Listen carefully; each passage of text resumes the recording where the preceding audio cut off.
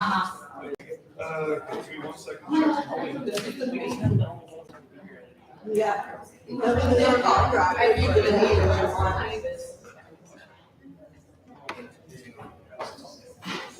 Did you email me? We got one.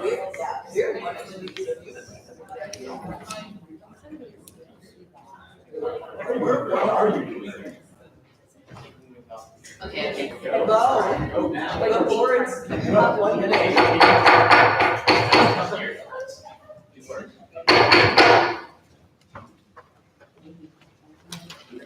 I call this meeting to order at 8:16 PM. Move to roll call. President Messick. Here.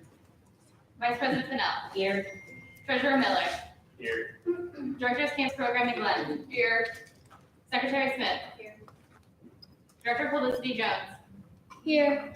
Club Coordinator Chang. Oh, here. Club Coordinator Bear. Here. Student Rep to Alumni Council Sophia Banks. President. Eyes Rep Ward. Here. Trustee Hubler. Staff Rep Clementer. Staff Rep Thacker. Here. Senator Swartz. Senator Bogoan. Here. Senator Walsh. Here. Senator Pence. Here. Senator Benner. Here. Senator Norman. Here. Senator Nesby. Senator Perlow. Here. Senator Shorter. Senator Johnson. Here. Senator Evans. Here. Senator Walker. Senator Reyes. Here. Senator Henry. Senator Bernstein. Here. Senator Shapiro Santos. Here. Senator Ortiga Valencia. Senator Berry. Here. Senator Mouton. President Hernandez. Here. President March. President Cooper. Here.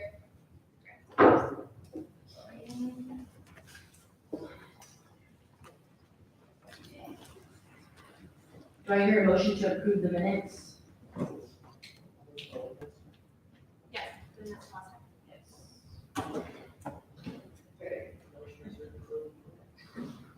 You're seconded? Second. Motion to approve the agenda?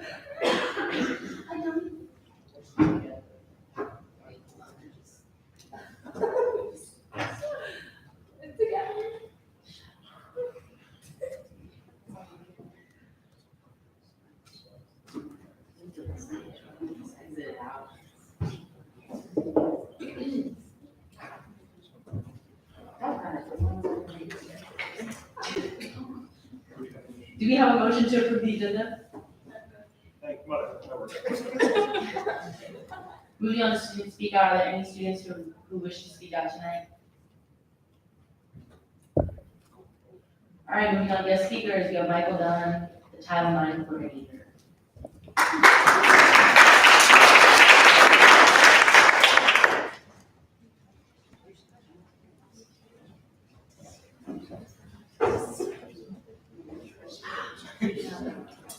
Thank you. Wish I made it up here before the applause ran out. That's okay. Good evening, everybody. Thank you very much for having me today. I know there's a lot on the agenda, so we'll keep it moving. I just wanted to share a few updates on Title IX issues that are coming down the pipe this semester, and to be available to answer any questions or hear any feedback, or talk about any ideas that folks may have. Just because I like to know where we're going with things, I want to touch base and look at Title IX on campus, a new grant that we received this year, a little bit on alcohol and sexual violence and the policy implementation issues that I know you all have been talking a lot about, a few other updates, and that's it. So as you hopefully know, my office is over in the Lucio Clifton House. Come on by, email me, give me a call. We have a website with all the information about resources, policies, options, things like that. And it's important to know too that in my role as Title IX coordinator, I don't operate in a vacuum.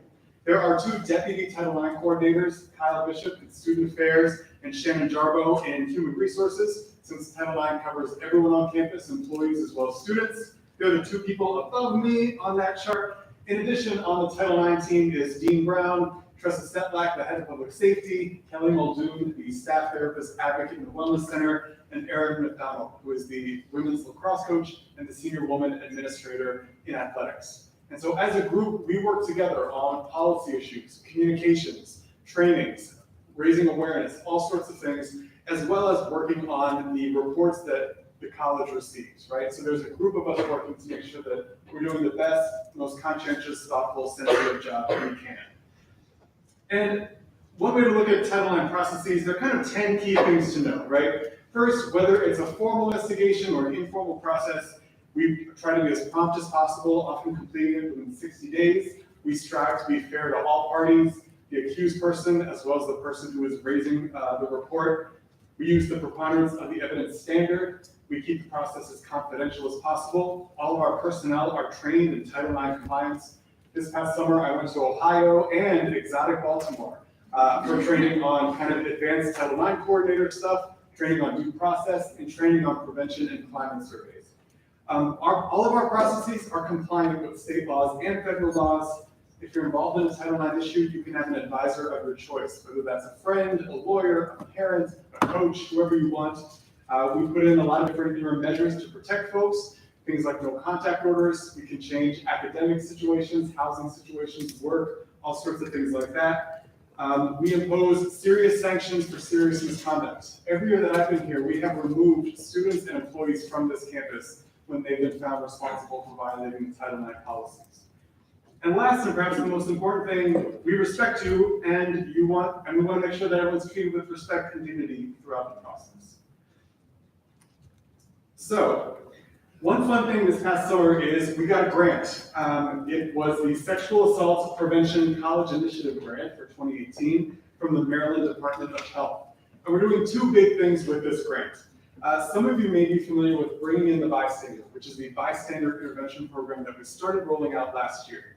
We like this program because it is proven to be effective. They have studied this program. Research shows that it actually changes participants' attitudes and it makes them more likely to intervene in a pro-social way. With this grant money, we are customizing this program for our campus. So we're working with the folks who created this program to adapt it for the needs of our community based on the feedback we've been receiving as we've been rolling this out. And what's really cool is that they are coming from the University of New Hampshire to our campus on Saturday, November 3rd, for a day-long training to train a group of 30 students, faculty, and staff to facilitate this program. So we're going to be building a cohort of students, faculty, and staff to go forth and present this program to clubs, teams, groups across campus. If you look at the landscape of sexual violence across our country, if you look at our society now, if you're reading about Judge Kavanaugh and Bill Cosby, and you feel like there's nothing you can do, this is something you can do. This is a proactive way for you to get involved and make a difference in our community. As this date, November 3rd, approaches, we'll be reaching out to folks to get participants. I really hope you'll do it. If you're interested in a career in sexual violence prevention, if you're interested in psychology or sociology, social work, all these things, this is a great way to build some skills and add a line to your resume. So more will be coming, but I'm really excited about this. The other thing we're doing with this grant is a new initiative with faculty members. I'm working with 6 faculty members, Jessica Malish in biology, Bill Roberts in anthropology, Amy Steiger in theater, film, and media studies, Libby Williams and Scott Maraboli from psychology, and Emily Casey from art history, on how faculty members can incorporate sexual violence prevention into their work as teachers and instructors and as advisors. We know faculty members are very highly respected by you all, by students, right? And so how can we work together and partner to create a better community? So we're having some awesome conversations and interactions, thinking about resources we can create, how to support faculty members, how to support you all.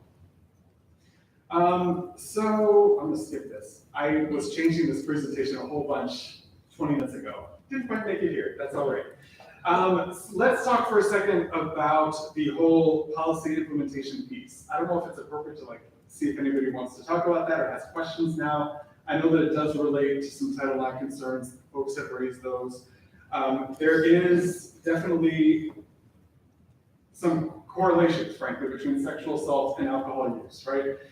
There's a resource, collegeparentsmatter.org, which is really fantastic. It's a product of the Maryland Collaborative to Reduce College Drinking and Related Problems. We know that alcohol is the #1 drug used to facilitate sexual assault, It's involved in about half of college sexual assaults. And when alcohol is involved, it can lead to more kind of self-blame, more victim blaming, all these kinds of things. Even though we know that when anyone experiences a sexual assault, it's important not to judge or blame them for what happened. When it comes to enforcing alcohol policy, I think that if we can move towards a equitable, consistent, and fair enforcement of that policy, we can reduce a lot of negative outcomes of excessive alcohol use, of which sexual violence and Title IX issues is kind of only one area. I'll leave it there for now. I will just note that when Dean Brown sent out his response to the Student Speak Out a few weeks ago, there's going to be a meeting with him, with me, on Thursday, November 1st at 8 p.m. I hope folks will attend that. We'll send out some facts and information about that, and so more information will be coming. Speaking of more information coming, in November, after the Board of Trustees meeting, we will share case information from spring 2018, the kinds of cases we've received and what happened to them, and we'll share with the campus information about the formal investigations in the last academic year, how many there were, what the outcomes were, what kind of sanctions we imposed. A couple other updates for you before I wrap up. We are hiring a full-time Title IX investigator / prevention specialist. I'm so excited about this, and I really appreciate the students that I talked to about this last year. We are in the final stages of this process.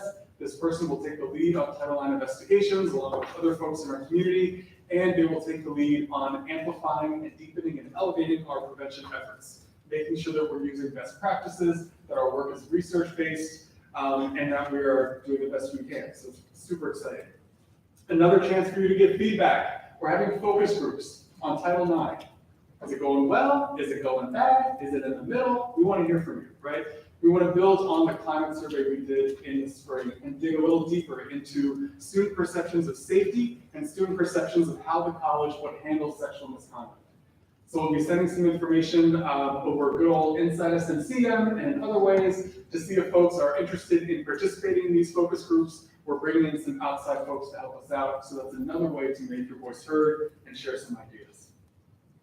Some of you may have seen on Friday, I put a little announcement in Inside SNCM, just some thoughts on the hearings with Judge Kavanaugh. Inside SNCM, we're all dust in the wind, right? What's here today is gone tomorrow. The announcement isn't in Inside SNCM anymore, but it's still on the website if you can find it. If folks have thoughts on this issue, it brings up a lot of very personal things for many folks, right? So I want to make sure that my colleagues and I are available to support people as they need it. I got a great email from a student who wanted to create a space where folks could come together to talk and process this. That student is now working with the Wellness Center to make something happen. So as this process continues, please let me know what I can do to support you. I'm skipping all this stuff. Who wants to talk about that? Oh, I had one more slide, but I loved it. Didn't make it. That's okay. So the last thing I will share is that there are 4 kind of big opportunities for you to make your voice heard, right? There's that Title IX meeting on November 1st. There are the case report meetings coming up later in November. And even before that, there's the focus groups coming up on October 18th. And there's a chance to get involved with bringing in the bystander on November 3rd. Title IX coordination is not a job just for one person, right? Nobody can do this alone. We need folks to be engaged and to work together as a team. And I hope you will help me with that. That's all my time, folks. Thank you. Does anyone have any questions? Senator Santos? Can you repeat what you said, giving people a chance to have those surgery? Slower the dates. Yes. Let's see. Is this on Andrew's donations? Everyone has it. Everyone has it? Okay. Can you scroll down? All right. Okay. So I'll send some written stuff. Here's the slower version, right? Bringing in the bystander is on November 3rd. Saturday, November 3rd, 9 to 5, Glendenning Annex. The Title IX meeting with Dean Brown and me is on Thursday, November 1st at 8 p.m. The focus groups are going to be on October 18th. And the meeting to talk about recent case reports will be sometime in November. I think that's everything. Senator Berry? What time is the focus group on the 18th? There are going to be several focus groups that day. Frankly, in the Google poll, we're going to invite folks to say, like, do you have a generally positive view, generally negative, generally neutral, and we'll kind of make groups based on that. Could you elaborate on what the focus groups will be like? Where it took place? Yeah, so the focus groups are gonna be in classrooms somewhere on campus. They're gonna be fairly small, between like 5 and 12, 5 and 15 people. We're bringing in outsiders, so you're not gonna be looking at me as I'm asking you like, what do you think of Title IX? It's a neutral person, and really the questions are gonna be drawn from the climate survey and ask you, do you feel safe on campus? And dig into that. What are we talking about? Physical safety, emotional safety? What makes you feel safe or unsafe? We'll talk about, do you think the college would handle reports seriously or fairly? Why or why not? And we'll dig into those things more. When we received the climate survey data this past semester, those numbers dipped from where they've been the year before, and I wasn't quite sure why, right? I mean, there are always tensions, there are always concerns about Title IX issues. It's a contentious, controversial, deeply personal subject. But I want to get a better sense of where those changes are coming from so that we can respond accordingly in terms of how we're communicating, what our policies, what our practices look like, how we're training folks. We want to get better, right? And there's no point in doing these surveys if we're not going to act on them. And this is the kind of thing where it can be really hard to look at our Title IX efforts as a community and try to identify where we're falling short. But if we don't do that, we won't get better, right? So we have to get better as a group, even when it's hard. Any further questions? Thank you so much. Thank you.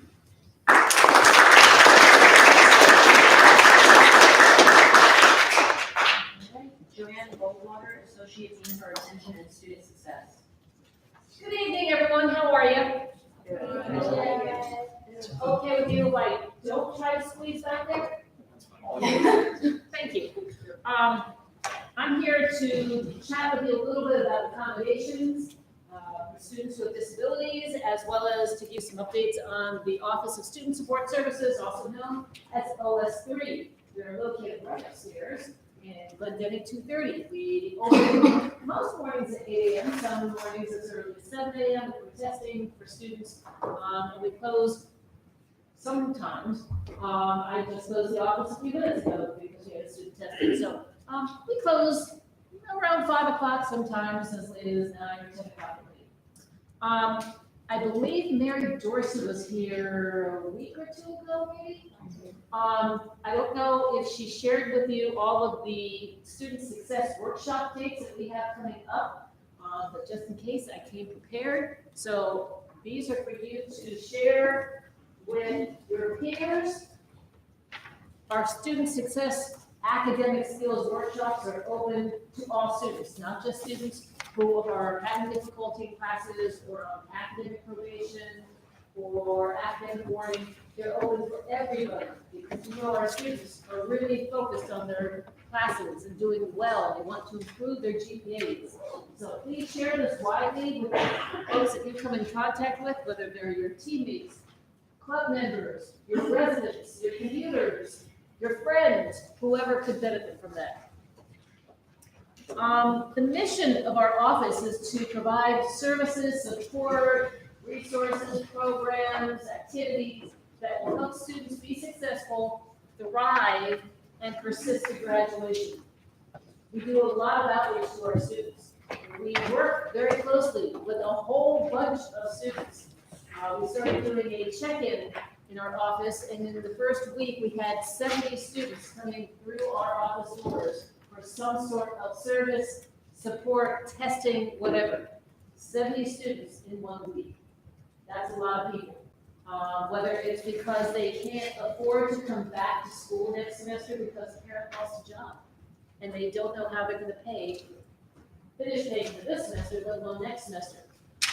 Or maybe they're having difficulty in a class and they need some coaching or some advising. Maybe they need to drop a class, but they can't because there's a business office holding their account. What do?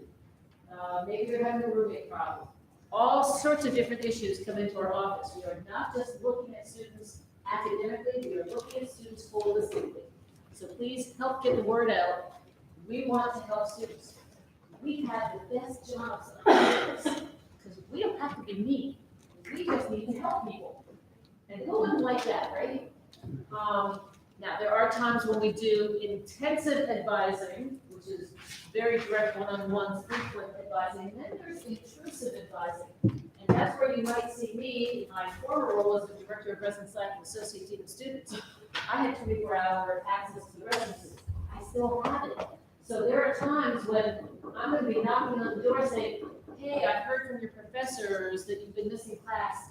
Come talk with me in my office so we can get you back on track. So that might be my face outside the peepholes that live on campus. We will try to reach students through email. We try to reach students through phone. We will go visit with them if we need to. We get messages out to the RAs, through the professors, whatever we can do to help get you into our office so that we can help you. Because that's all that we want to do, help. Okay? We have some changes this year with accommodations. Now, I thought you might be interested in some of the numbers that we crunched. In the fall of 2017, 137 students received 667 total accommodations. Most students get more than one accommodation. In spring of 2018, 145 students received 811 accommodations. And this year, as of September 24th, 157 students are receiving 881 accommodations. So we keep going up. To help us with that, we have increased our staff a little bit.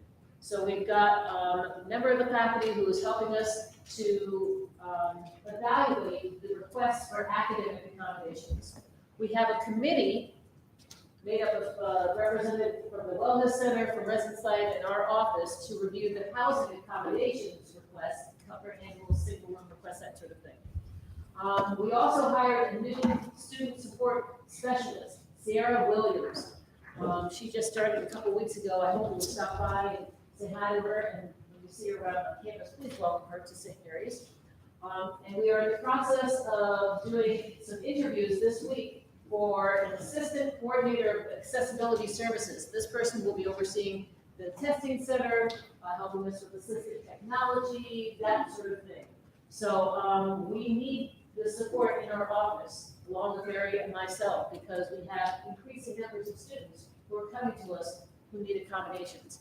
And we can't just do it one-off. We can't just be one person doing it anymore. So we thought you'd be interested in some of that information about our students who are getting accommodations. In addition, we have something called Beacon. How many of our returning students are familiar with Beacon? Anybody? Okay. Beacon is our early alert system. Some of you may wonder, how does she know that I haven't been going to class? Well, it's not because I'm a great mind reader, it's because her family members are contacting me, because that's part of my job, letting me know you haven't been coming to class, or that you're doing poorly in class, or that you haven't been engaged in class, or that the behavior being exhibited might be a little worrisome for some reason.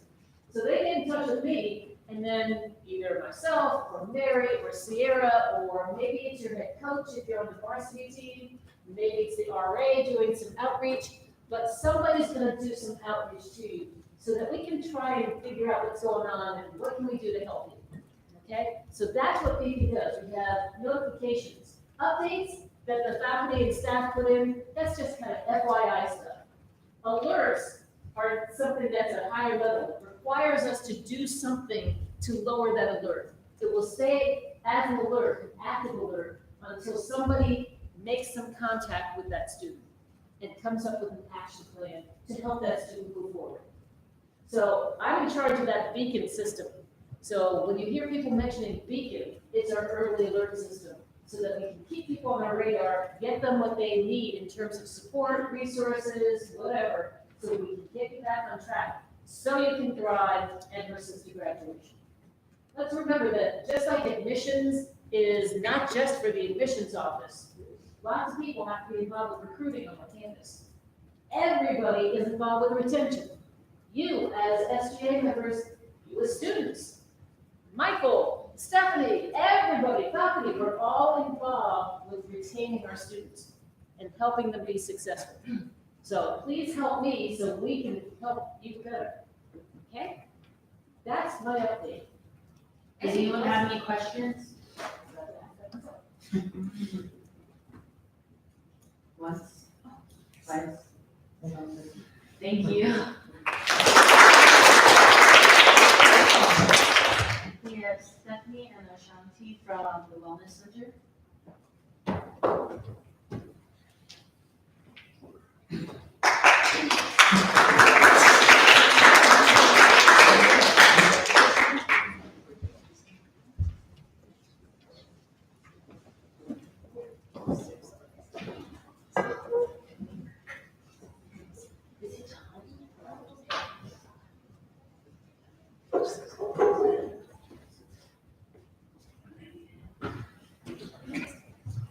levels.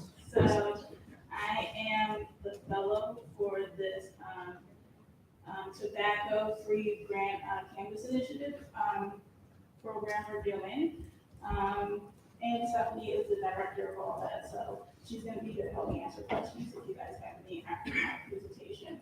And this PowerPoint is more towards like programming for small events like archery and things like that, but there's a lot of information that I put in here that's regarding the policy and things like that that I wanted to share with you guys. So I'm gonna skip a few slides, but use most of them. Okay. So I just wanted to go a little bit into the grant as a whole.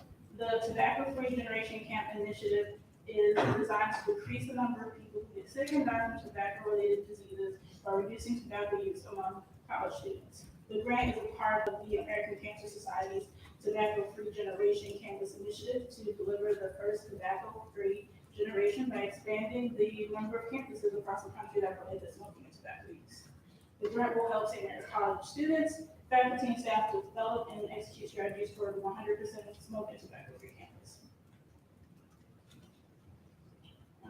So basically, it's just to bring awareness to tobacco and smoking products in general, but we're also pushing a policy to make it to where there is no tobacco or smoking use on campus at all.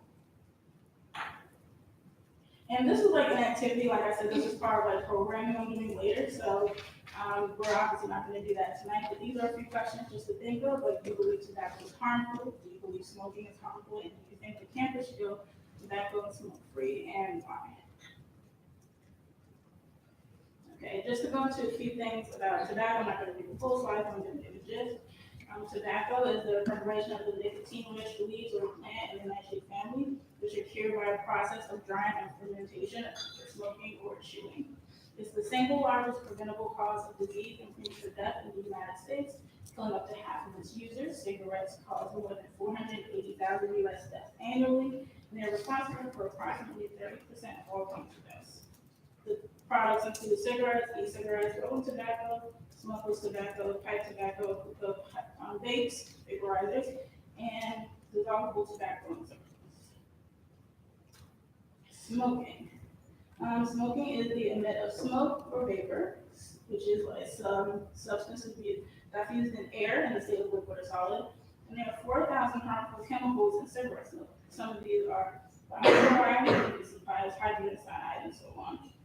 Secondhand smoke is estimated to cause nearly 34,000 heart disease deaths and 7,300 lung cancers among non-smoking adults in the United States each year. Now, this is just like a quick thing I wanted to go over.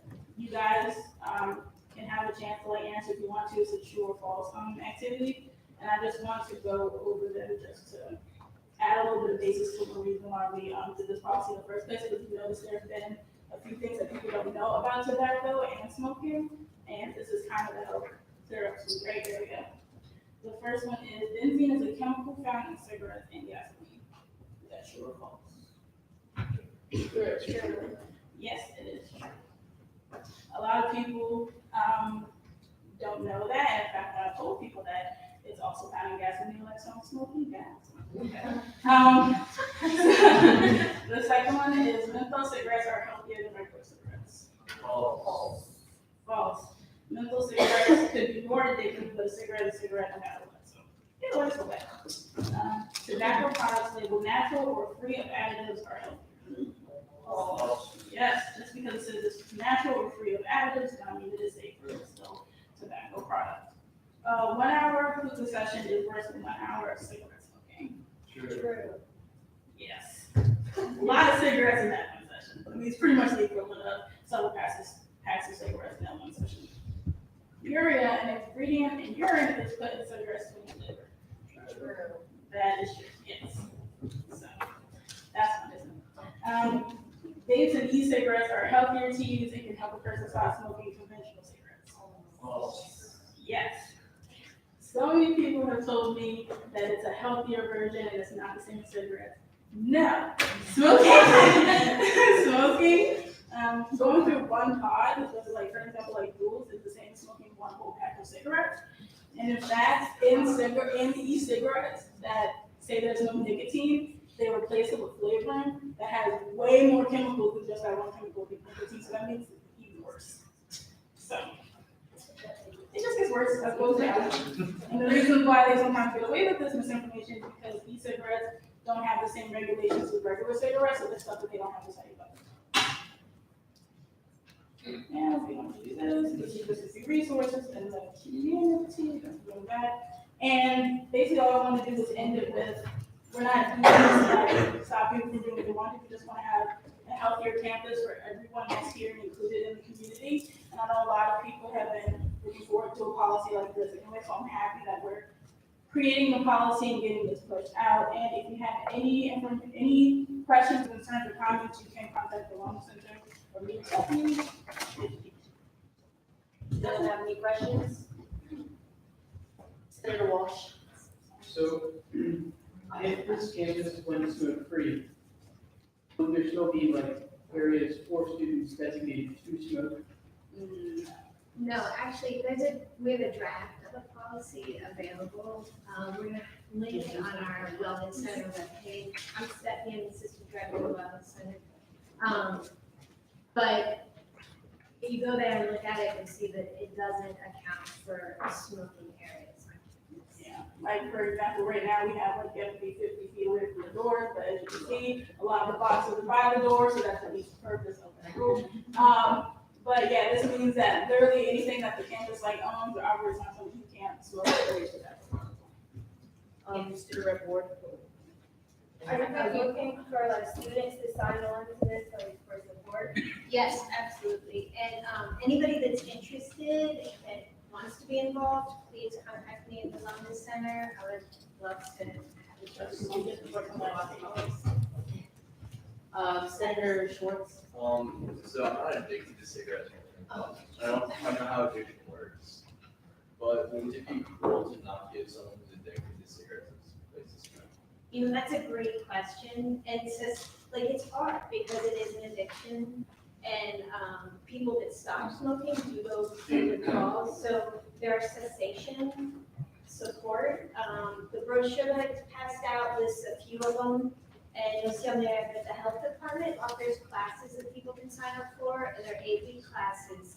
If you sign up for those, you can also are eligible to utilize prescriptions for medication that supports cessation. And it doesn't have to be a prescription medicine, it can be the patch, it can be gum, and they will help get those for you. And the woman at the health department that I talked to, her name's Caitlin Kirkpatrick, she said that if we get enough people on campus that want to do a cessation class, that they would actually come there and teach it so that we don't have that transportation barrier. Did you have follow-up questions? Okay, Senator Burrow. I have two questions. First, what is the timeline for implementing this policy of no smoke on campus? And two, would that include electronic cigarettes and vapes, which are extremely popular? Well, I'll answer the second one. Like, electronic cigarettes count because that is a smoking product. So we're going to be smoke-free and tobacco-free, which means that is not allowed. So that includes jewels, all. Yes, smoking. There's not a timeline. Senator Brinson. Don't you think this is gonna drive something underground? I mean, people are gonna do it as, I don't know, just putting a stamp saying that you're not allowed to is gonna stop that. Well, like you said, it doesn't, obviously, but you do have like things to like, this is if they do get caught, like smoking on campus or using tobacco products. But there are other rules on this campus that say people can't do things, but yet they find ways to do them anyway. So I can't say that that is the main reason why we shouldn't do it, especially because we have so many more people that want us to implement this. And even if we didn't do this now, it's going to come through there anyway, because people have been trying to put this policy on campus. So I understand your concern. Of course, I know that there are going to be people who are going to be upset about this policy because it is something that people on this campus do. But we have rules for other things that students do on this campus as well. Student rep board response, and then.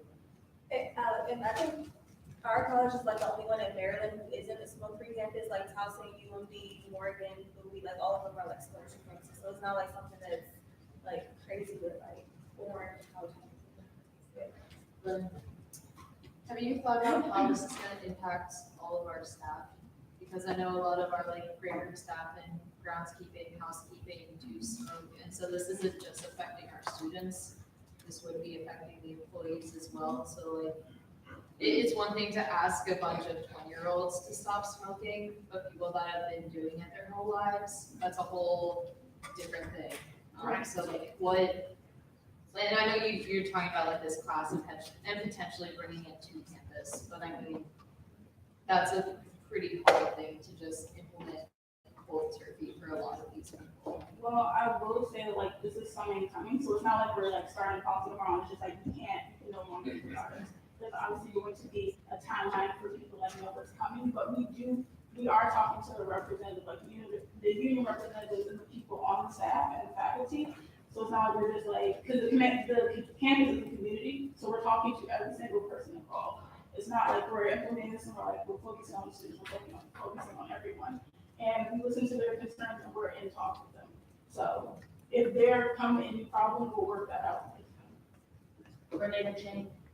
Well, I'm just curious, what would the repercussions be if you were to be caught smoking in public?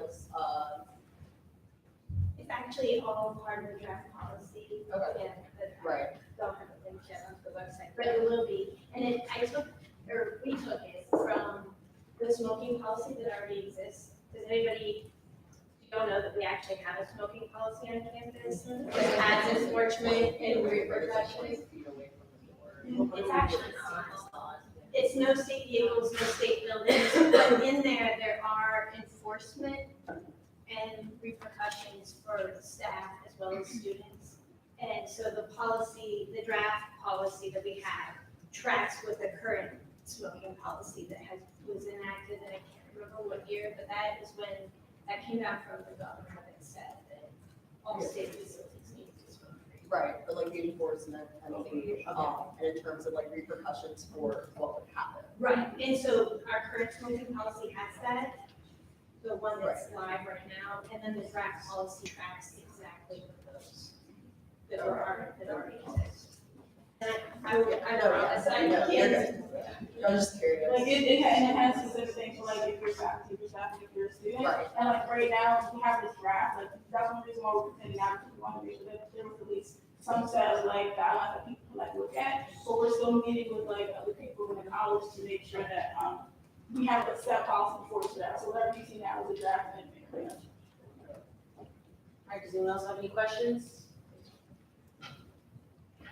Commissioner Fair. I'm looking at the tobacco-free campus thing from the Center for Tobacco Control of the American Campus Society, which we are a grantee of, correct? The grant that we have is through the American Cancer Society and CVS. We're part of the second cohort. They're on their third cohort now of community colleges and universities. I don't know what you're looking at, but it might be part of it. If it's a tobacco-free. Yeah, it's the American Cancer Society Tobacco-Free College Initiative, or Campus Initiative. Ours is a tobacco-free generation campus initiative. Yeah, TFGC, correct? Yeah. Okay. Since we seem to be focused on the smoking, can you confirm for me via this, is chewing tobacco going to be eliminated in this situation? It's all tobacco. Okay. I don't know what that is that you're looking at. And the American Cancer Society did not set our policy. Each school creates their own policies to make their campuses smoke-free and tobacco-free. The way we're partners with it is that they give us the tools to like advertise the policy, they give us stuff on how to create the policy and get the campus involved, but the actual policy making is made per campus.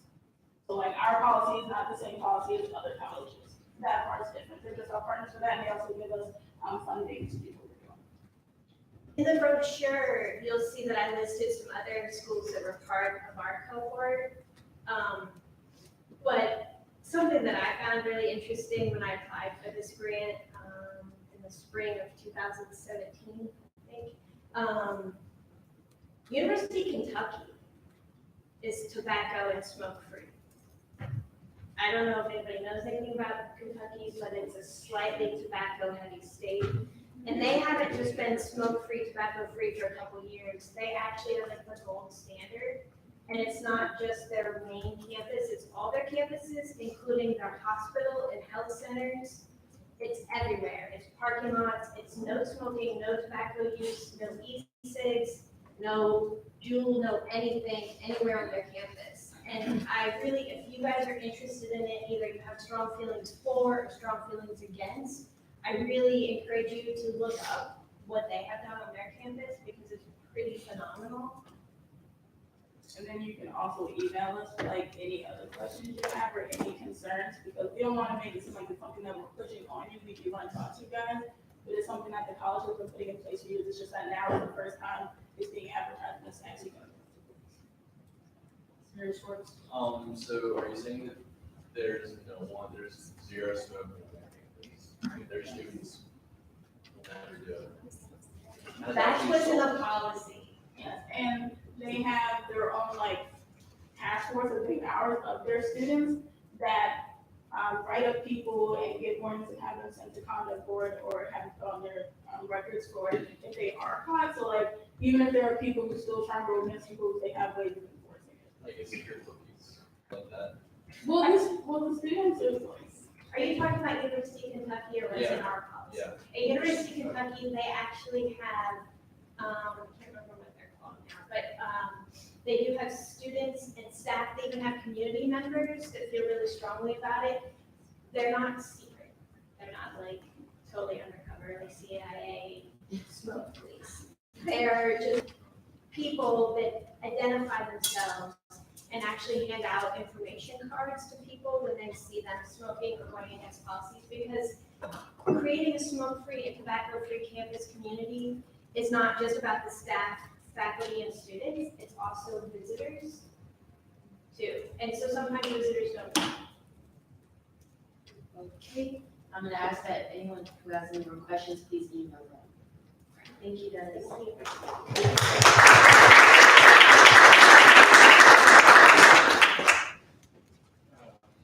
Right, Motion to suspend. motion to suspend the rules. Issue. Just someone, please. So, just to update all of you, we're gonna practice making motions tonight, because that's something we're lacking. Thank you all for coming, I appreciate it. Good night. The executive board can make motions, but for the most part, we don't, except for me just now. So, I'm just explaining right now, we're about to practice making motions. All right, that's it. Carry on. I'm gonna make another motion as soon as we. I'm gonna make a motion to amend the agenda. I'd like to strike Janelle Sargent from the agenda. Thank you. Now it's your turn, because Ben Flick's not going either. So someone can make a motion. I'd like to motion to amend the agenda. What would you like to amend? I'd like to give it back to Sure. Your second. Thank you. That's how we're gonna do this. I want to hear more motion. Because that's how, yeah, well, just strike. No, it's okay.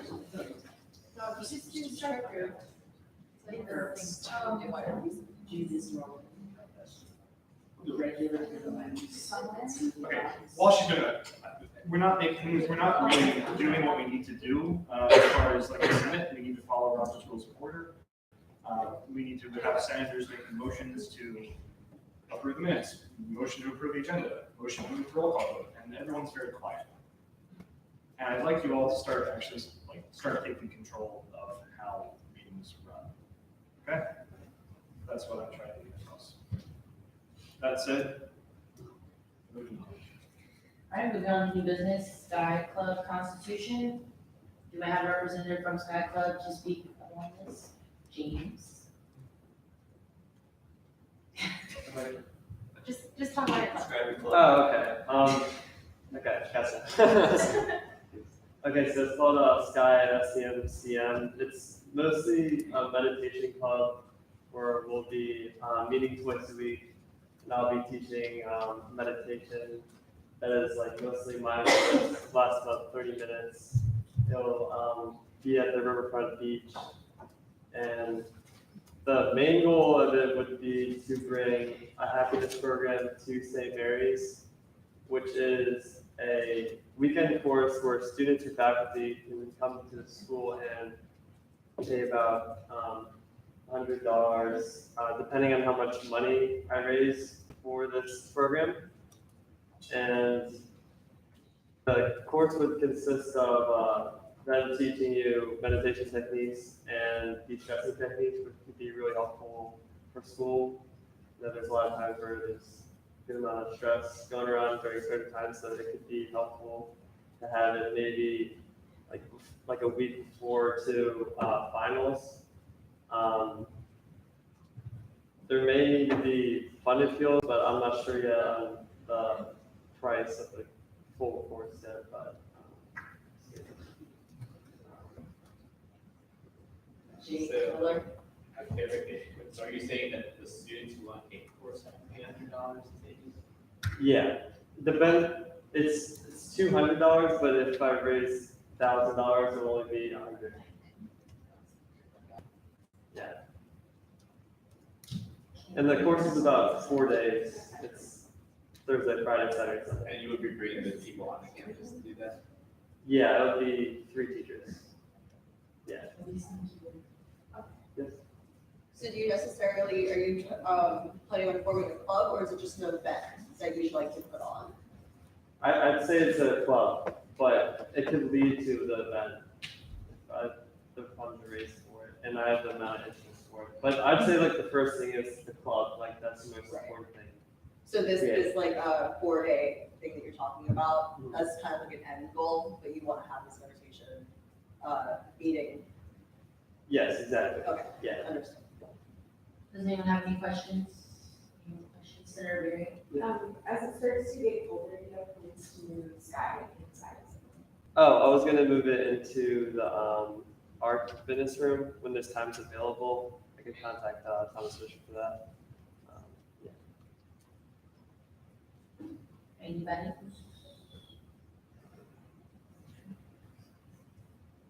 Do I hear a motion to move to roll? Move to roll call vote? Okay. Senator Swartz. I agree. Aye. Johnson. Aye. Senator Cohen. Aye. Senator Walsh. Senator Pence. Senator Benner. Senator Norman. Senator McKesney. Senator Perillo. Aye. Senator Johnson. Senator Lewis. Who's that here? Okay. Senator Utz. Senator Walker. Senator Reyes. Senator Henry. Senator Bernstein. Senator Sapiro Santos. Senator Martinez Valencia. Aye. Senator Berry. President Hernandez. President Cooper. President Lanham. Not here. All right, no, those. Is the opinion of the chairs that the ayes have it, this constitution passes.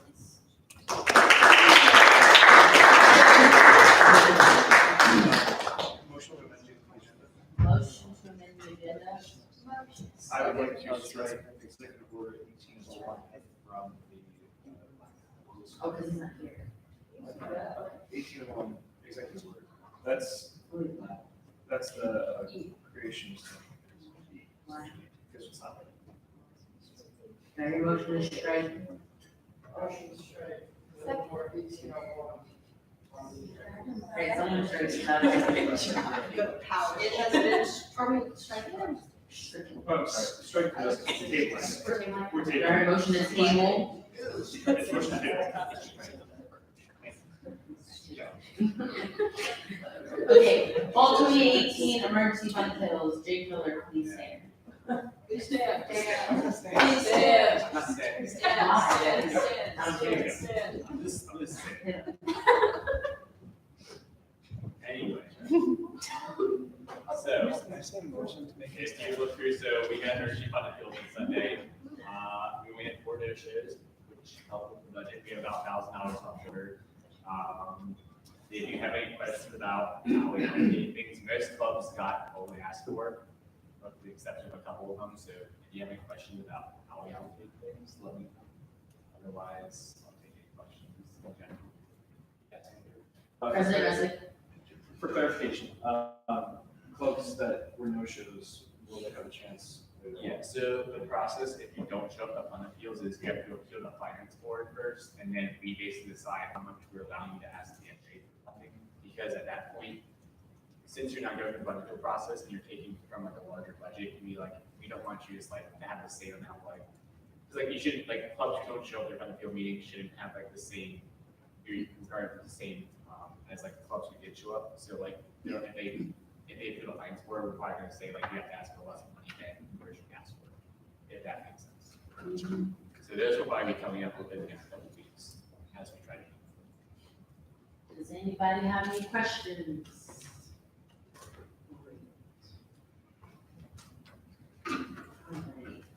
Moving on to Bill 18, what? You got a question? Okay. Someone make a Motion to vote on the emergency budget. Seconded. All right, good Make a enough. motion. Motion called. We're called. Alright, roll call. Senator Swartz. Aye. There you go. Senator Balgoen. Senator Walsh. Senator Pence. Senator Benner. Senator Nortman. Senator McNesby. Senator Perillo. Senator Johnson. Senator Utz. Senator Walker. Senator Reyes. Senator Henry. Senator Bernstein. Senator Sapiro Santos. Senator Ortiga Valencia. Senator Berry.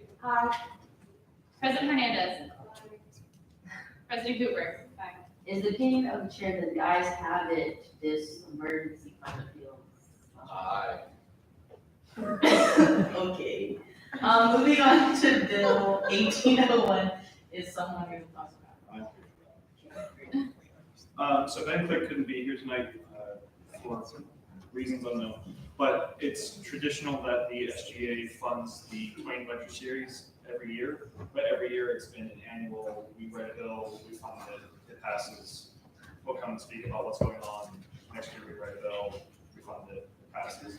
So this bill is to make it a permanent part of our budget so that he no longer has to come to every SGA meeting every year to explain to us what's happening and to request funding.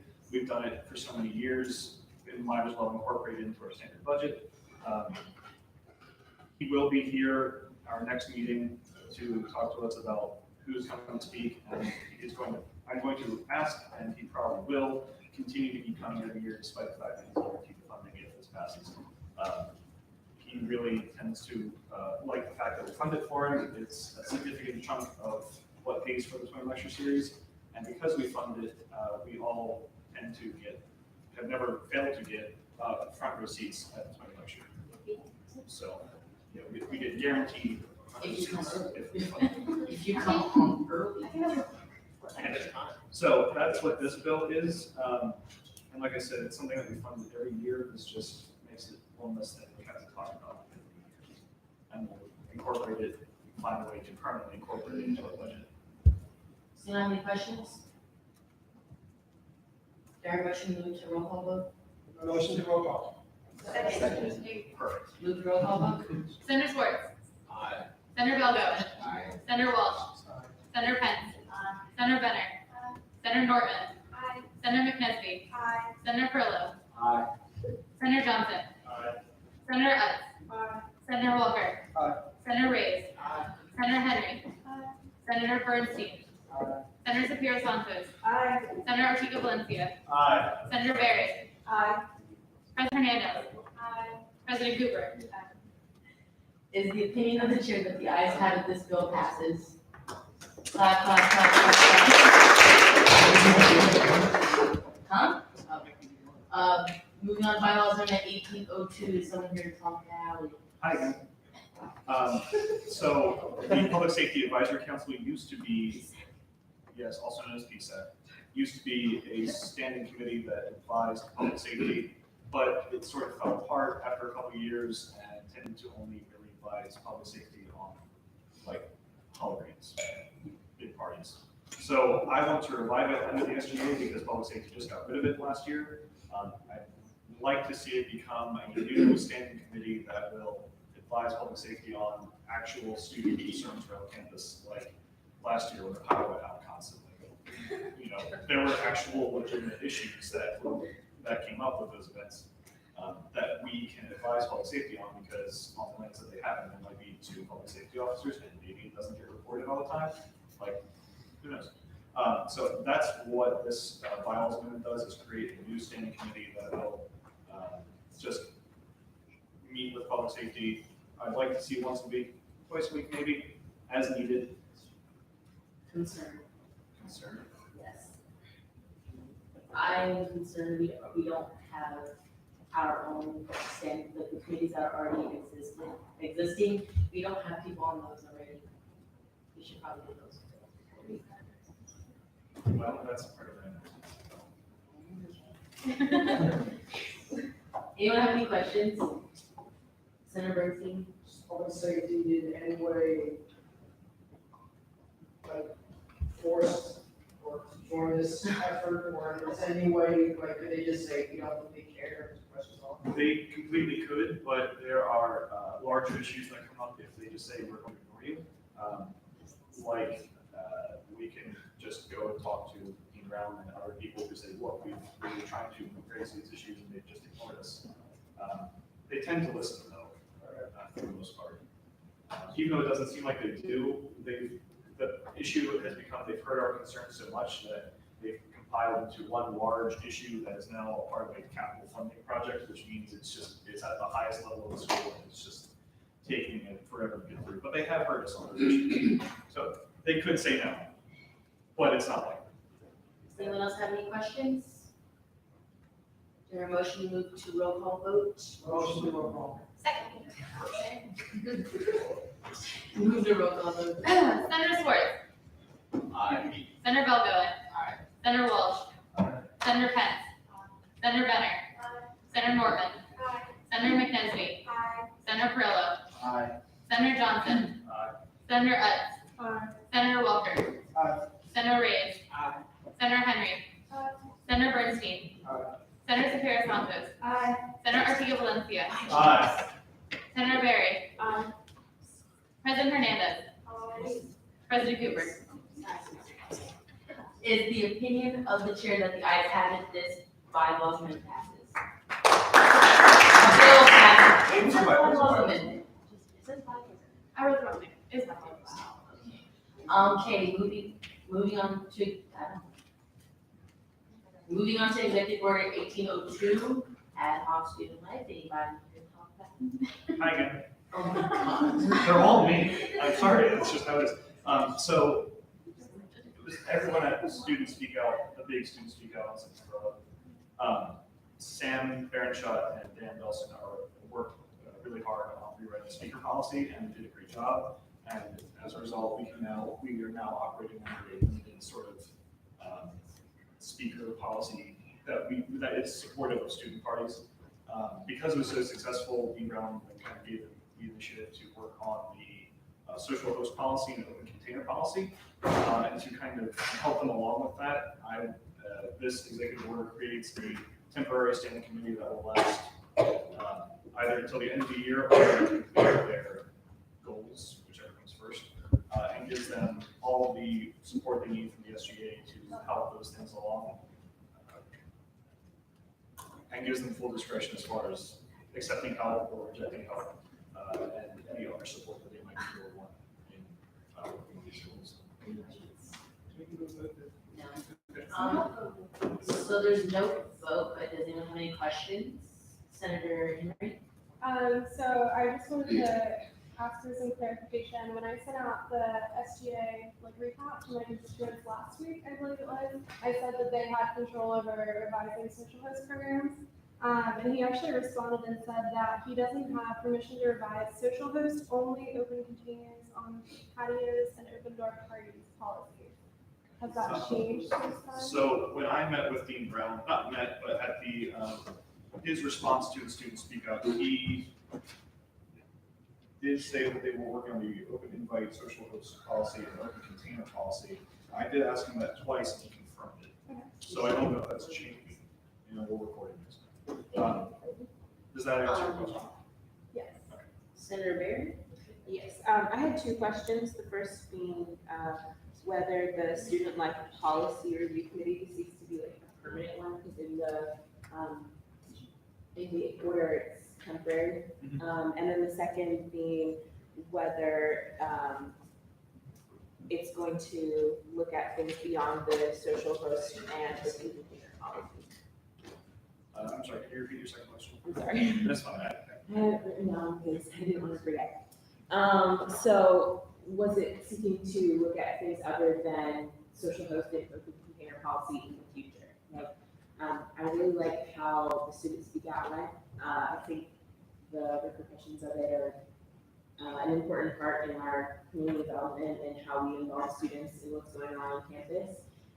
So I really would like to see that as a, this committee do more than just tackle more than those two issues that were brought up at the most recent student feedback. Well, so this creates it in a temporary form. It does have the potential to become permanent. We do have a student life committee that is not fully formed last I checked. This, because they're already taking the initiative, this was just my way of giving them full support without pushing on what they're doing. If they want further support, if they want further advice, I was going to say advice. They want further advice or volunteers, that's on them if they choose to accept it. But this was just to say, you're already working on it. I would like to support you. The SGA wants to get behind you and offer you all the support that we can. As far as it becoming permanent, I guess that's possible. It would be an interesting hybrid of the student life committee and the policy review committee. I just realized that wasn't the name that I came up with. That was not intentional. It just happened. Does that answer your question? Yeah. It's also someone else. Who's got the student life? Please take them. Okay. Any other questions? No? Yeah. You do all have the option to veto this executive order, but it takes a 2/3 majority. It's up to you. Give the motion to veto, it's not like automatic. Yeah. You don't roll call for it, Yeah. veto. Someone has to vote. Is anyone? Carrie. No, okay. Clap, clap, clap. Okay. Okay, proclamation 1801, SGA accountability. Hi again. I'm I'm sorry, this is the last one. Still. So this one is to kind of hold ourselves more accountable, as well as everyone we meet with. In the past, a lot of us have run into issues with meetings we go to where we have forgotten what happened, or the person we met with forgot what happened, and suddenly something we thought we were told doesn't happen because we just forgot. So this is to create a better accountability for us. This is, if you go into a meeting, you don't go alone. Bring another senator, bring an exec board member, at least one, or if you like, at least one person needs to come with you. The same goes for email chains.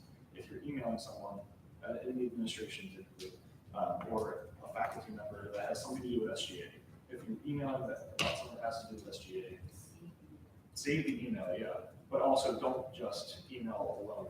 Bring in a second person, CC me if you need to do something so that we can say, sorry, so-and-so forgot. There's at least 3 or 4 people who can be held accountable for not bringing it to our attention, not addressing the issue. So this is just sort of a guideline for us to follow.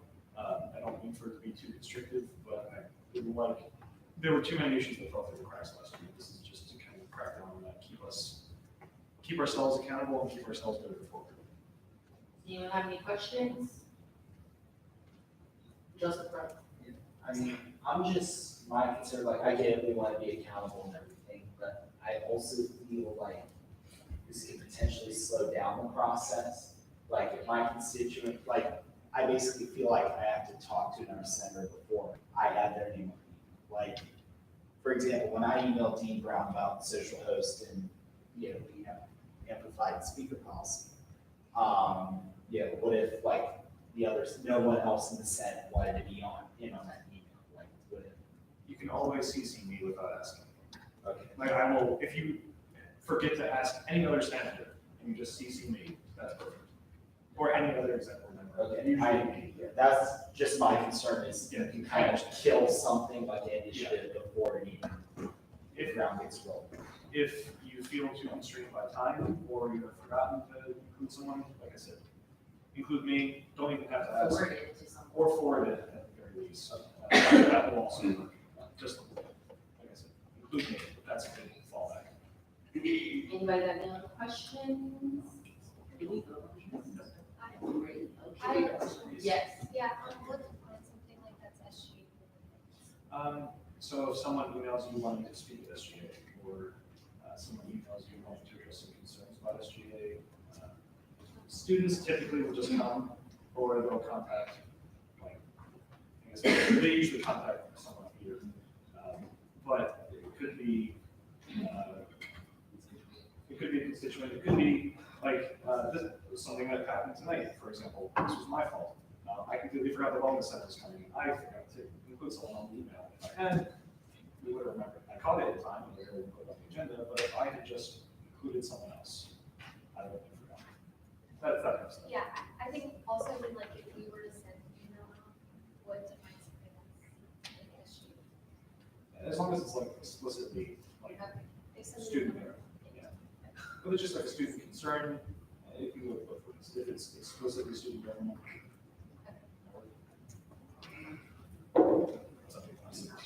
Okay, so I have just two quick questions. One, like, so since I'm the SGA representative on the core curriculum committee, do I have to CC you on those emails? Okay, that's okay. Two, if a constituent emails us is like concerned about something, does the copy CC someone apply to that stuff? Not usually, but it would be nice to be forwarded to us because we might be able to help address the concern. Okay. If you feel like you can address it and it's not needed to be forwarded. Just like answering a question. Yeah, if you're just answering that, yes or no, if you're just answering a question, that's okay. If you feel like it's a bigger concern, I would include someone else. So, okay.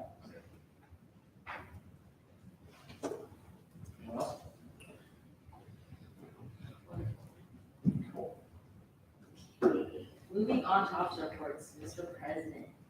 I get it. Oh my goodness. Boy, you want to have episode for you all. So, show of hands, who got my email about signing up for committees? Should be everyone. Who didn't sign up for committees? Raise your hand. Some of you are lying. That's okay. That's okay. You all need to sign up. I need you all to finish signing up by the next meeting, which for you all is very lucky because it's not next week because we have reading days, it'll be the week after. You all need to finish signing up for committees by that point, or else I'm just gonna start throwing names in there. You might not like what you are, but you're gonna be in a committee. We all need to be in at least one committee. You can double up if you'd like, that's fine. I don't know, as long as everyone's in a committee. One of my things is like, I signed up for one of the committees, I would love to sign up for more, but we're doing this kind of retroactive, like deciding when things are gonna be done aside from your committee, because you already decided like, oh, the weekends make good, I got that. Like now I know I can't do it, but like, it might be easier if like the committee heads could put in when they're thinking about doing their meetings, because then. Katie's looking at me very much. So committee meetings tend to happen, except for certain other committees. Committee meetings tend to be the last meeting of the month. We have a very short meeting, short Senate meeting, and then we go break into committees. That tends to be the regularly scheduled thing. Except for certain other ones, such as CRC. PRC will often meet outside of committee times. That's just the nature of PRC because of code of conduct stuff. But for the most part, that's like the last meeting of the month. That's the beginning. Okay. Any other questions about committees? Oh, yep. So I became the chair of the committee. Yeah, sorry. The senator for it. So now I have new responsibilities, I guess? Not really. No, you just have to conduct the committee meeting. That's about it. You just go over the issues. I'll help you along with that. If I promoted someone to committee chair without them signing up for it, and there were only 3 of you, I think, come to me and we'll go over how to be a committee chair. I don't want to throw anyone into that without knowing. So yeah, don't worry about it. We'll go over it. It's not a huge. All right. It's not a huge deal. Okay. Any other questions on committees? Okay. Moving on. Constituent emails. I need you all to be sending, including SGA at smcm.edu in your constituent email list. I do check that email from time to time, and if I don't see something from a certain residence hall, I am likely to meet with all senators to address, from that residence hall to address the issue. Students need to be updated weekly on what's going on, because if someone forgets to mention the fact that they're rolling out a faculty-free campus policy, you're gonna have one whole residence hall who might be upset and uninformed when suddenly it's a thing. That's why we have these things. Second, can you, I brought that, put it in the impromptu slideshow. It's in this disaster report. So, I had brought this up a couple times. I need the disaster relief to be a thing. These are pictures that were sent to me by a coworker whose sister lives in North Carolina. This is what's left of her house. She's not the only one, and she's very lucky that she has a brother who happens to have a camper. He's short, that was leading, but that's the water line above his head.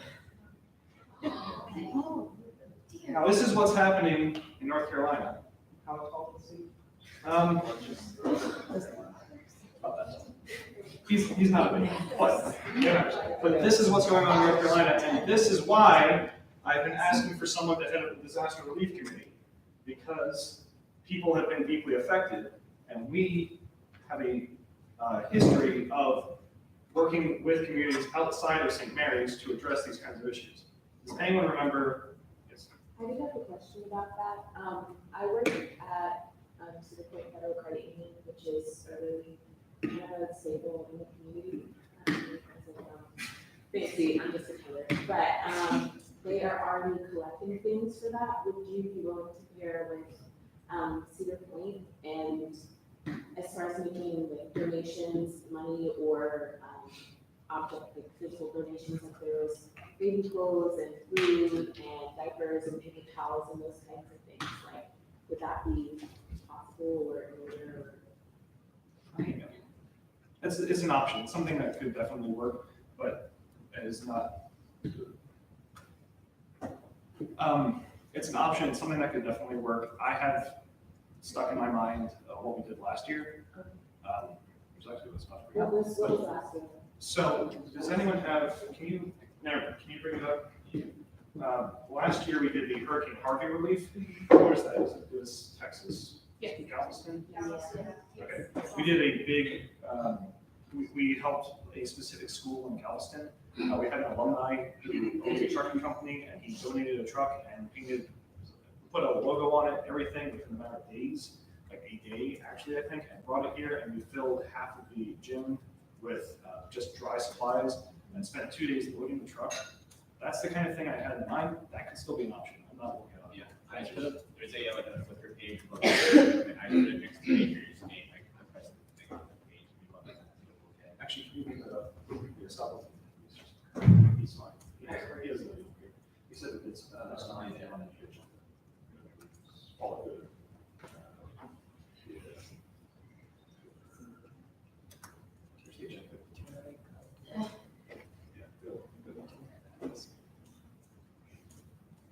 So this is what we did last year. I'm trying. I mean, like I said, we filled half the gym with just stuff. It was mostly focused towards an elementary school. It was a school. It was an elementary school, okay. So it was a lot of school supplies that they had some lost because of the hurricane. It was very early on in the year, so it wasn't just bought supplies.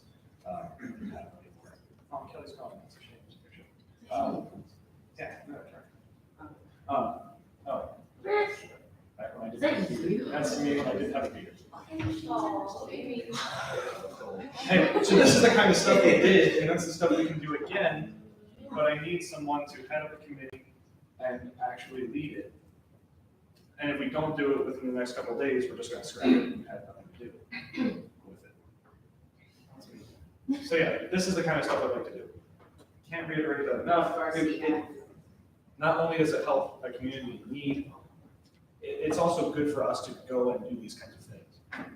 I just also like to say on top of that, once this committee is created or someone is heading it up, please contact me or Alyssa because SAC already kind of has in the work some sort of donation idea, but we're also more than willing to kind of, anything we can get from the student athletes, just kind of give to you and like, yeah, just, okay. We don't need any sort of. This is gonna be, it's not just an SGA effort, it'll be a multifaceted thing, probably including one line. So, no, that's it. Everyone wants to. I want to leave. Okay, Evelyn's chair. If you wanna be a part of the committee, email her. I have a question.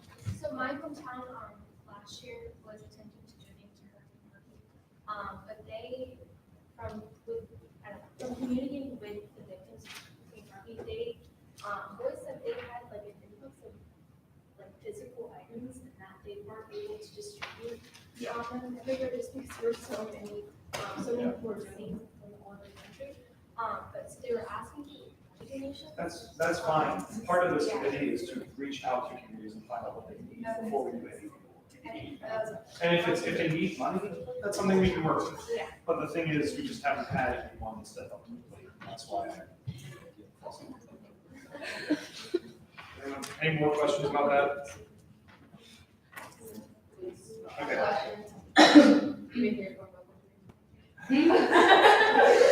I'm saying that. Oh, they go die. Wow. That is so good.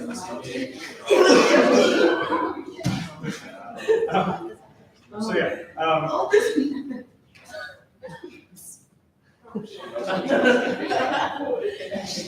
okay, I have one last announcement. It's very short.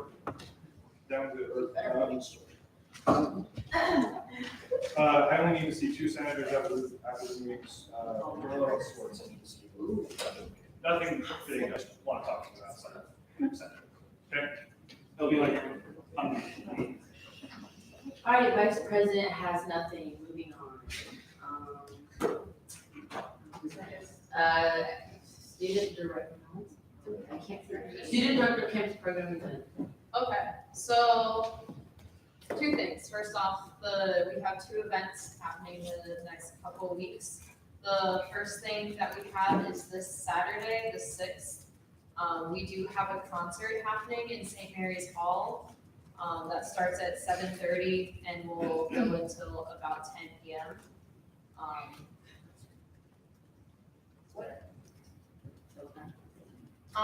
So they're both, is Battery Tour do that or 4 person? It's an interactive band. Are they interactive? Okay.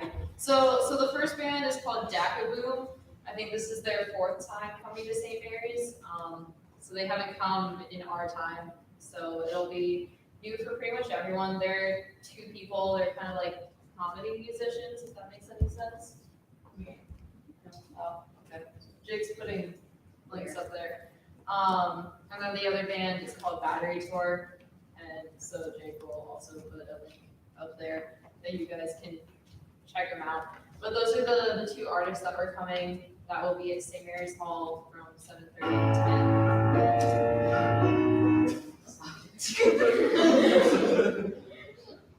Sneak preview. The next event that I want to talk about is next Saturday, the 13th. And so that day we will be partnering with Residence Life to put on Fall Fest. So that will be between 1 and 4 p.m. on the Pillow. So there will be like pumpkin painting, there's gonna be free food. Yes. What was it called again? Fall Fest. Oh. What was this thing? Progress Board is also going to be providing 2 attractions on that day. One of them is Giant Twister, which is literally just like a big giant inflatable twister. Yeah. The 13th. And also we will be bringing the zip line we canceled like a month ago. So that will be coming also. That's gonna be on like the little stretch of road between Admissions Field and Schaefer, whatever that road is called. you'll see it, it will be hard to miss. So that'll be there also from 1 to 4. And then later that night, we will be bringing in a comedian at 7 p.m. in Cole Cinema to kind of wrap up that day. You guys need me to repeat any of that information before I say the next thing I'm going to say. What was the first date? October 6th is the concert in St. Mary's Hall. And then Fall Fest is the Saturday after.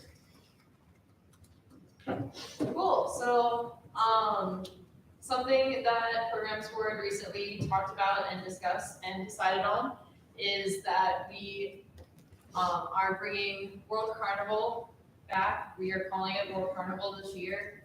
For those of you that are first years or sophomores, that might not mean anything to you. But so the last year was called One St. Mary's. The year before that it was World Carnival. So this year we are calling it the 25th annual World Carnival because it is technically the 25th one. So that will be happening April 19th through 21st. So you don't have to remember that. That's way ahead of right now. But I just wanted to put it out there that if that is something we decided to do, is change the name back and celebrate the quarter annual. I don't know if there's another term for that. But yeah, it's 25th anniversary basically. But if you have any questions about what we're gonna do this year, or you want to be a part of the World Carnival Committee, or you have a certain type of question, comment, concern about how it's been run in the past and how is this going to be different than years prior, anything like that, you can contact Institute and let me pull up her email and make sure. Okay, her middle name is not in it. So her email is just athiaw@SNCM. She is the assistant director of campus programming, and that's her child this whole year. So we're starting the planning process of it pretty soon. So if you want to be involved in any way, offer an opinion on anything, feel free to email her. If you don't remember her email, email me and I'll forward it over to her. But yeah, that is happening. That was all for me. Student Director Jones?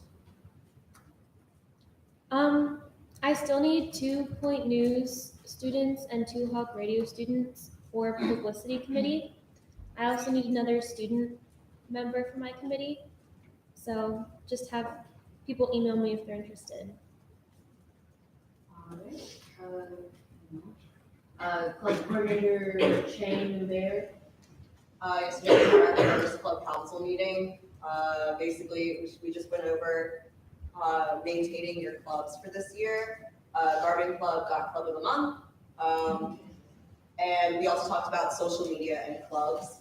And we're going to try and move towards having a school email specifically for clubs. So that way, when people graduate, we're not lost. There's not like passwords and emails just floating around in cyberspace. And then we can keep track of who it is. And it will all be a secure document. And that's what I'm going to work towards. Also, right now, all the information about clubs on the websites are inaccurate. Please tell everyone that. I've been getting a lot of backlash. People have been telling me that it's inaccurate, and we are aware. We're working on trying to get a new website up and running. I'm looking at Squarespace and Campus Labs to try and make it more user-friendly, rather than having to search through inside SMCM. I want it to be a lot better. So I'm working on that. If you have any ideas, feel free to reach out to me. I am always happy to take advice. That's about it for me. Bear? No, okay.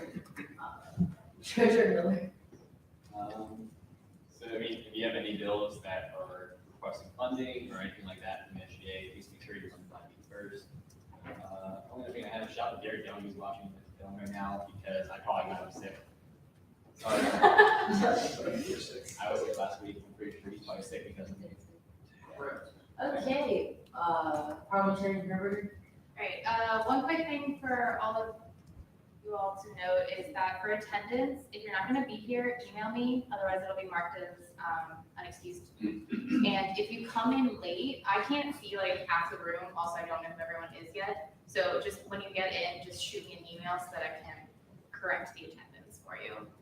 I still need 2 more senators on the committee. We meet every week at 7 p.m. at my place. There are baked goods. They are, I think, okay. They're the best. I'm willing to take requests for different things. What's in there? It seems like a lot of time, but like we would not go past an hour. I can't see us doing that really. And then on legislation in general, make sure to get it in to me by 9 p.m. on Friday. Otherwise, it'll go on to next week's agenda. That's all. Student rep alumni council meeting. Hi, everyone. So as some of you, maybe all of you are club leaders or participate in varsity athletics, so you probably know about the Giving Tuesday Alumni Council Challenge. I mentioned it the past 2 meetings, but basically it is underway. Today was the last session that we hosted that was mandatory to participate. Basically, we gave you the rundown about what was happening, but it's pretty exciting that we have, I don't know the exact number, I'll know tomorrow and maybe next meeting I'll tell you. But I think we have over 26 clubs and teams that participated total. So that's pretty exciting, and yeah, thanks for joining us. Senate Leader Superior Santos. Hi everyone, thanks for being here. Just a reminder that if you can't be here present for a meeting, if you have something to do, just email me or Parliamentarian before. We're not trying to hound down on you or make you feel bad for not being here. We just want to make sure that we have a full Senate so that the student body is firm. So yeah. Okay. Zach Rep Thacker. Hi guys, so just a quick score update. Today we actually had 3 teams participating in events. They all 3 won: volleyball, men's soccer, and field hockey. It's really good. We have some upcoming games coming up this weekend. Sailing has a showcase at Harvard and Cornell Mountains and Georgetown. If you're in the area, feel free to go give them support if you're over there. But volleyball is home this weekend, as well as I believe men's and women's soccer are both home on Saturday. So if you aren't going home for fall break, go out and support them. We have Special Olympics this upcoming, or in 2 Sundays on October 14th. As I think Alyssa mentioned last meeting, and we both talked about in the first meeting, if you want to come out, you don't need to have a booth that you're setting up or anything, but if you just want to come out and support or join us in our kickball games we have around 12 on Sunday, please feel free. What time are No, you're fine. Special Olympics is from 10 to 1, 10 to around 11:30, 12-ish is the varsity team activities, where each team puts on a different activity, followed by a lunch where the Special Olympic athletes bring lunch, and we get provided pizza from the athletic department. And we just all have lunch together. So if you want to come and bring a lunch, feel free. And then kickball is from around 12:15, 12:30 to 1 o'clock. We just split up and play with the Special Olympic athletes. Everyone is welcome. Please come if you want. And then Halloween at the Arc is the Thursday before Halloween, the 25th, I believe. Again, all the sports teams put on different activities. But if you want to show up in costume, all the professors and faculty and staff on campus bring their kids, and it's a really cute, fun experience. And come and play with the kids, or just want to come and participate in the activities or have your own activity, just email me, and we're more than willing to have other people have booths, more activities, because the more stuff we have, the more fun the kids have. That's kind of our main things, and our canned food drive that we're doing is coming up in November, the first 2 weeks before Thanksgiving break, but we'll talk about that as we get closer to that. And what are the games this weekend? Games this weekend are volleyball's actually away, I read that wrong, but women's soccer is at 1:30 on the stadium field, the Seahawks stadium field, and then men's soccer is at 4. Student rep board. Hi, you guys. So a couple of things.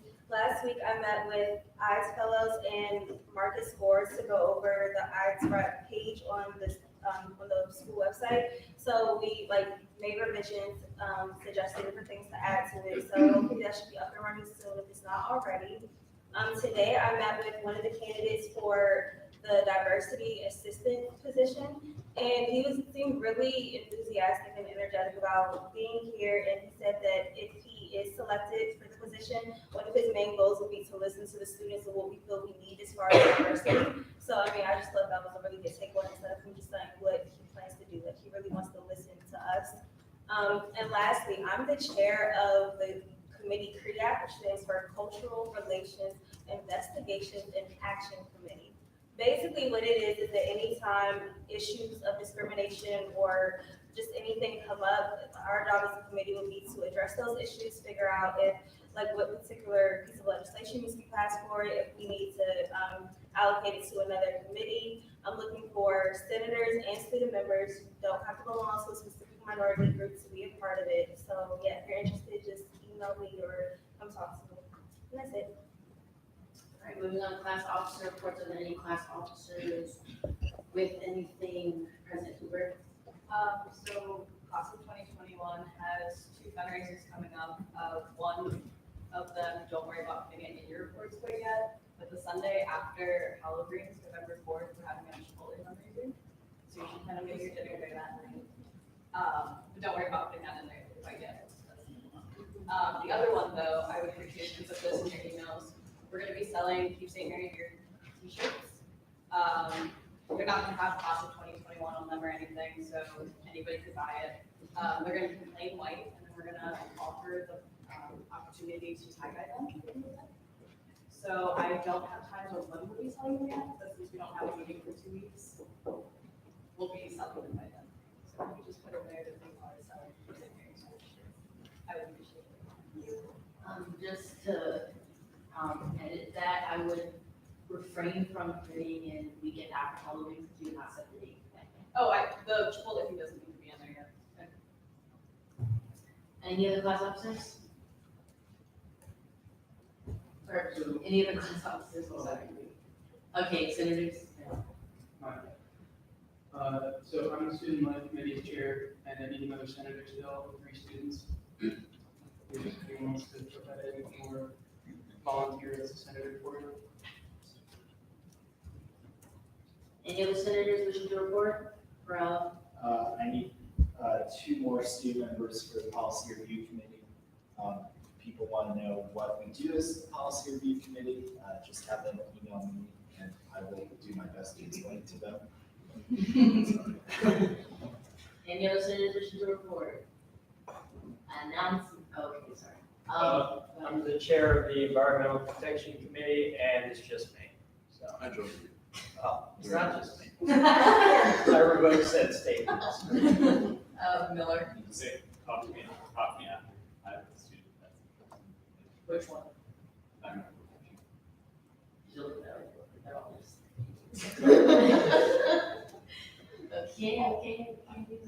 Okay, announcements. And that's it. No, you have.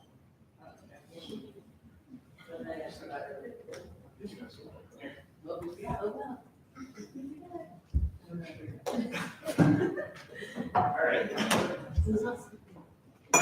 Really? Is that how it works? I don't remember. Okay, hold on. Motion to adjourn.